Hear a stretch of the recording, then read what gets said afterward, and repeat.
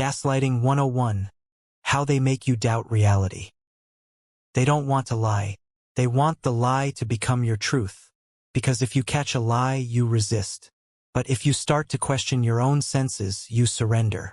Gaslighting isn't just deception. It's demolition of memory, of confidence, of the ability to trust your own mind, of the line between what happened and what you were told happened. They don't erase your memories. They make you doubt them. And eventually, you stop defending your version of reality, because it's exhausting to always be wrong. They want your inner voice to stutter, to second guess, to go quiet, because when your truth is broken, theirs becomes the only one that feels solid. The setup. Gaslighting starts small. Little corrections. Jokes at your expense. Innocent denials. Harmless quips that chip away at your confidence. You're overreacting. That's not what I said. Don't be so sensitive. You always take things the wrong way. It's not meant to win an argument. It's meant to wear you down. Slowly, quietly, your memory begins to compete with their certainty. You question your emotions, your recollection, even your tone of voice. They respond with calm smiles while you feel your temperature rise. They use your reactions as ammunition. See? This is what I mean. You're being dramatic. Your emotions become the punchline. Your questions become interruptions. And the more you explain yourself, the more unbalanced you look. The setup is about control, not overt dominance, but invisible strings. They don't want you to fight. They want you to hesitate, to flinch, to doubt. Because once you start censoring your own thoughts before speaking, they've already started to win. The shift. Now they escalate. They rewrite entire events. They say you said things you didn't. They swear things didn't happen.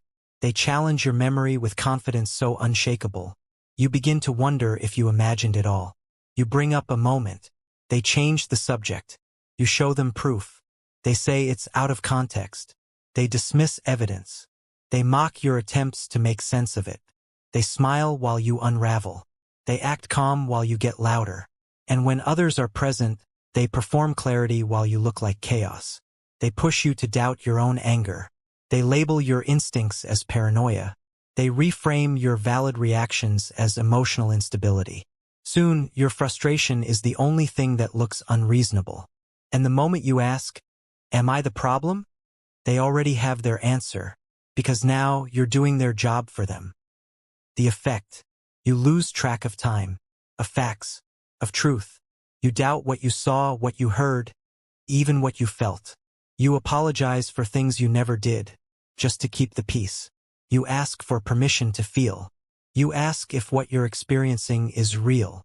You learn to filter reality through them. You second-guess every thought that isn't approved by their logic. You learn to wait for their version of the story before deciding how you feel. You become dependent on their interpretation of everything. You feel safest when they agree with you, because disagreement now means disorientation. That's not a disagreement. That's psychological dismantling. That's identity erosion. That's manufactured doubt weaponized. Gaslighting isn't confusion. It's construction. They tear down your sense of self and replace it with their voice. And then they call it love. Ending. Gaslighting doesn't end with proof. It doesn't end with catching them in a lie. It ends when your resistance becomes too quiet to hear. When your truth becomes a burden. When your voice sounds foreign, even to yourself. It ends with silence. When you no longer fight back. When you no longer speak up. It ends when you believe that losing yourself is the only way to keep them. When you stop asking what's real because the answer never changes. This isn't manipulation.